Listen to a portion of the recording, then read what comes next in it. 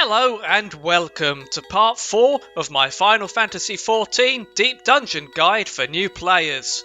My name's TSTS, and in this video I'll go over all the different types of Pomanders and how best to use them. Before we dive in, I'll start with a quick reminder. Pomanders are found in the gold chests and are displayed on your character screen as the circles in the items section. The number next to them represents the quantity, with 3 being the max you can carry of any one type at once. At the time of this video, there are 16 different types of Pomanders, and each can be used by simply clicking on them. Except for 3 that I'll explain, every Pomander can be found on any floor in the palace. Also, just so you're aware, the Pomanders displayed are shared by all players, so you're looking at a group inventory instead of your own personal supply. That said, don't be afraid of using them if you think the time is right. Now then, in order to not go insane, I will refer to each Pomander simply by their main term instead of repeating Pomander of XYZ a million times. So let's get to it. First up, we have Safety and SICHT. SICHT will reveal the entire floor's map and cause all floor traps to become visible, and therefore easily avoidable. Safety, on the other hand, won't reveal anything, but will remove every trap from the current floor. However, it won't remove explosive chests or mimics. For best usage, use these pretty much whenever you want, but they're best used at the start of a floor. Because both Pomanders circumnavigate traps, a somewhat try-hard tip is to not use both on the same floor, and instead spread them out to increase efficiency. Next up, we have Strength and Steel, both of which only affect the person who uses them. Strength increases the user's damage and HP recovery via healing magic by 30%, whereas Steel decreases the user's damage taken by 40%. Both effects last for 8 minutes. These Pomanders are quite common, but are best saved for boss fights where you please remember to actually use them. 30% extra damage and healing received is great for basically everyone, and minus 40% damage taken is a massive chunk for anyone tanking or your healer. Of course, if you find yourself overflowing with either of these on the run up to the boss, just use the extras. Now, following those, we have Fortune and Affluence. Fortune increases the chance that enemies on the current floor drop random treasure chests. This is obviously best used on large floors, and as it only affects the floor you're on, it combos well with SICHT. This is mostly just for min-maxing usage, but serious players can first reveal the map, and if acceptable, use Fortune. On the other hand, Affluence will increase the number of chest spawns on the next floor down, so not the current floor. Unfortunately, there's no way to predict the size of the next floor, so the efficiency of Affluence can vary. For best usage, try and use both Fortune and Affluence as soon as you can. Holding onto them only decreases the number of chests you'll get overall, as they can obviously replace themselves. After those, we have Flight. Flight reduces the number of monster spawns on the next floor down, but because monsters equals experience, you shouldn't use these until you're deeper than the 50th floor, where you no longer need experience. Of course, the earlier floor sets are still rather easy, so don't bite anyone's head off for popping one, because if 1 or 2 experience levels are enough to wipe you, you would have wiped anyway. Next, we have Alteration. This replaces a treasure room on the next floor down with one filled with either mimics or mandragoras. Mimics, you'll remember them from the previous video, have a high chance of dropping a chest upon death, though that can also be another mimic. Mandragoras, on the other hand, kill themselves by using a shrieking AoE stun attack once aggroed. On the plus side, they reward a high amount of experience. In terms of usage, mimics can buy you more Pomanders, but due to their infatuation ability are kind of a pain in the ass to deal with if you lack a healer or a Pomander of purity. Mandragoras are also obviously worthless after floor 50 when you no longer need experience. This basically means you should use this one pre-floor 50 and only if you're bored or in dire need of experience. After Alteration, we have the Pomander of Purity. This Pomander removes the 10-minute Pox debuff left from the infatuation attack of the mimics. This only affects a single player, so you'll need multiple if your group is bad at Dark Souls. Next up is Witching. This hexes all monsters around you in a large AoE, turning them into weaker creatures for 30 seconds. Think of Witching as your "oh shit" button. Anytime your group is in trouble with a lot of monsters, perhaps from triggering a trap, pop one of these and use the 30 seconds to kill as many things as you can. Because witching can quite literally save you from wiping, try not to waste them just for the lols. Oh, and they obviously don't work on bosses. Following this, we have Serenity. This Pomander will remove all enchants from the floor you're on, positive and negative. Serenity is best saved for the really annoying enchants, such as the one that prevents the use of other Pomanders, or Gloom that strengthens all enemies.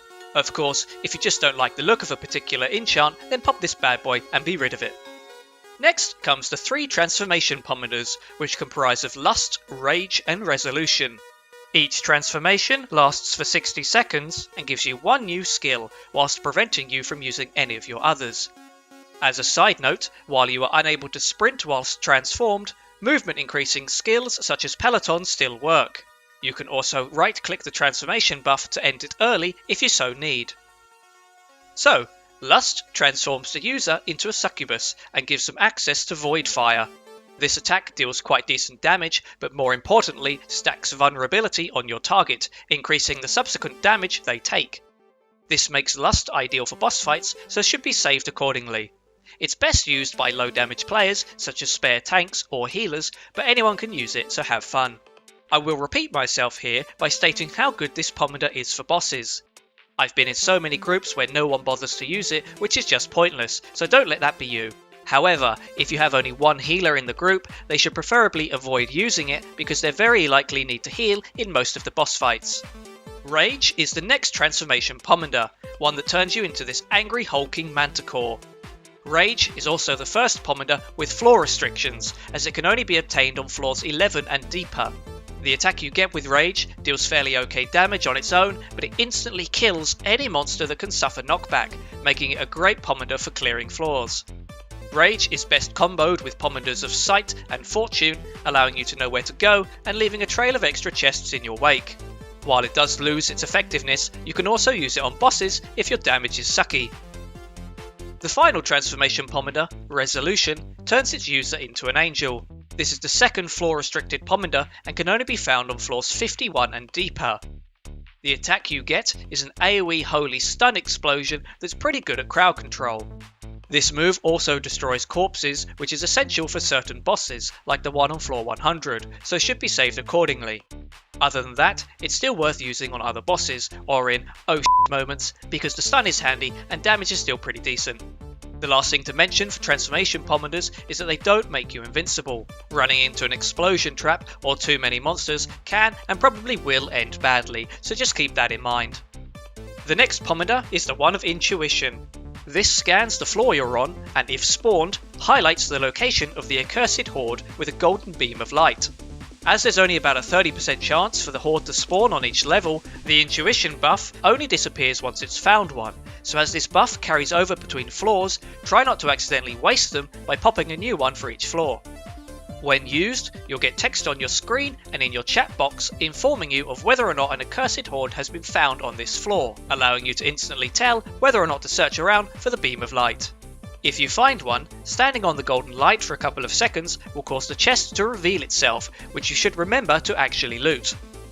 I'll point out that the accursed horde spawns and can be discovered regardless of this Pomander's usage. Intuition merely points it out for you. Of course, finding the hordes without this Pomander is a whole other game in itself, but will usually be done by pure luck for most players, which occurs extremely rarely. In terms of usage, you can only waste these by popping multiples at once, so as long as you don't already have one active, just use it when you get them. And now we move to the final Pomander, the Pomander of Restoration. This is the last floor restricted Pomander, and like Resolution, can only be found on floors 51 and deeper. Using it will give your party a buff that instantly revives the first player to kick the bucket. In terms of usage, because you can only find it after floor 50, where you'll hopefully be playing a bit more seriously, I would say that unless you're capping on these, save them for the bosses. Your chances of wiping from a death are the highest there, and you can obviously chain these by using another as soon as the dieded player is revived. And there we have it, all of the Pomanders. To play us out, I'll leave a few general tips. First, most Pomanders can be used subsequent times for no effect, wasting them, so try and pay attention to what's going on before you use one. Secondly, if you already have 3 of a specific type, any chests containing spares won't despawn when opened. This means you might as well use whatever Pomander is in the chest and then loot it straight back. though this mostly occurs with Pomanders like Steel or Strength, and is clearly not as worthwhile for ones like Witching. Thirdly, just use them. Unless you're running a fixed party, your Pomanders are only good for the 10 floors you're in. If you're not needing to save certain ones for bosses, there's no sense in letting them go to waste, and this doubles up for the final tip. The Pomanders can quite easily make or break your time in the palace, yet I see so many players ignore the chests and Pomanders completely, leaving me baffled. While you don't have to go out of your way to get every single gold chest, don't just ignore them if they're in your way, as top decking the right Pomander at the right time can really save your bacon, and everyone likes bacon. And that brings us to the end of the video. In part 5, I'll cover the tactics for the first 5 bosses of the palace. Thank you for watching.